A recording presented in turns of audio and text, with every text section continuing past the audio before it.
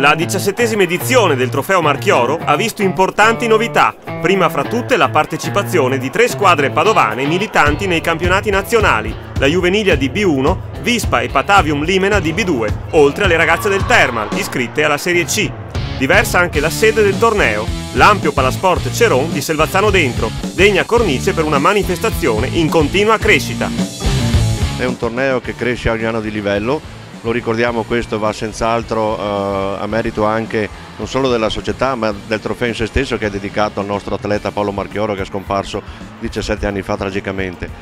La novità è che siamo ospiti quest'anno in una struttura diversa, purtroppo non abbiamo potuto giocare nel nostro palazzetto dello sport di Avono, ma questo nulla toglie all'ambiente in cui ci troviamo, alla partecipazione e all'importanza della manifestazione. Il Medoacus ha vinto il torneo delle squadre di Serie D e Prima Divisione, precedendo nell'ordine Carrarese Euganea, Union Vigonza e Thermal. La finalina tra le squadre delle serie maggiori, giocata da Limena e Thermal a Liper, è stata assai combattuta nei primi 2 parziali e ha visto prevalere per 2-7-1 il Limena, neo iscritto alla B2, sul Thermal, il cui organico sembra adeguato per competere nel massimo campionato regionale, anche se non mancano gli aspetti da migliorare. Abbiamo iniziato bene il primo set, anche il secondo abbiamo migliorato ancora di più, il terzo abbiamo mollato e certe cose non ci sono venute, meccanismi. Abbiamo proprio lasciato andare tutto il set e è andata così.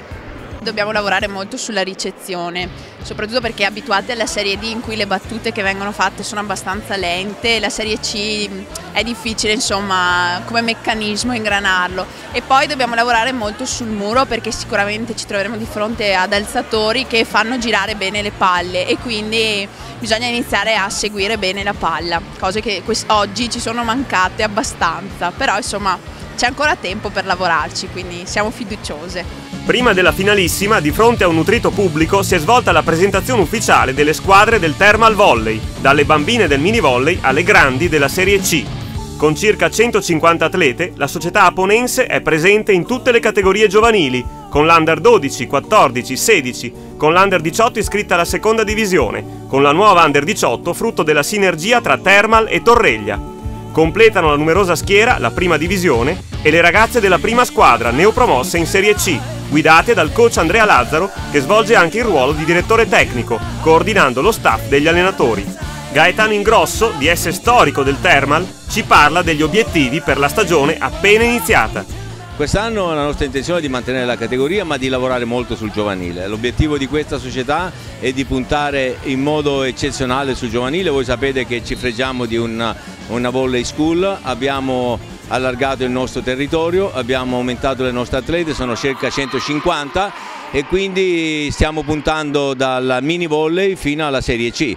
L'obiettivo è di far crescere delle atlete nell'ambito della nostra società per poter dire un domani che abbiamo una squadra fatta con le ragazze nate e cresciute in questa società.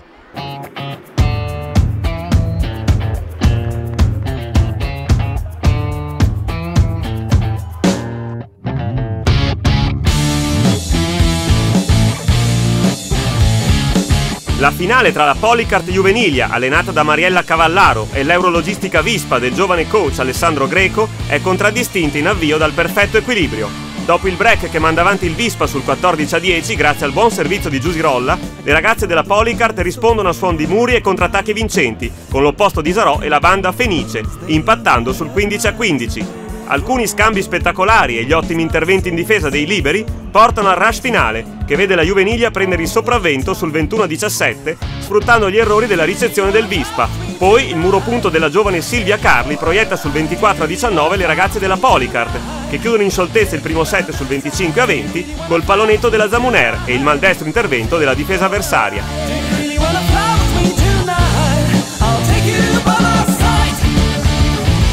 Ripartenza convincente della Polycart, che pur priva di 2 atlete importanti quali Giovanna Moretto e Anna Maniero, comanda il gioco grazie alla buona regia della palleggiatrice Azzi e all'efficacia degli attacchi di Di Sarò.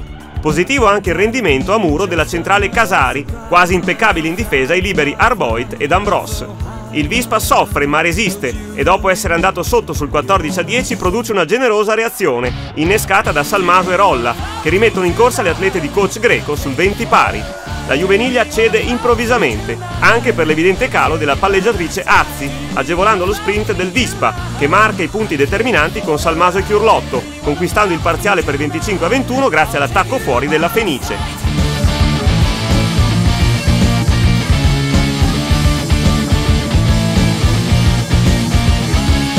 La Juveniglia accusa decisamente il colpo, soffrendo in ricezione le temibili battute di Favari e Curtarello. Le bande non riescono più a passare, bloccate dal muro del Vispa. Mariella Cavallaro corre ai ripari, sostituendo l'alzatrice Azzi con Vanessa Manfrin e la banda Fenice con la Gastaldello, ma il Vispa aumenta ancora il proprio vantaggio, che assume proporzioni imbarazzanti sul 15-4.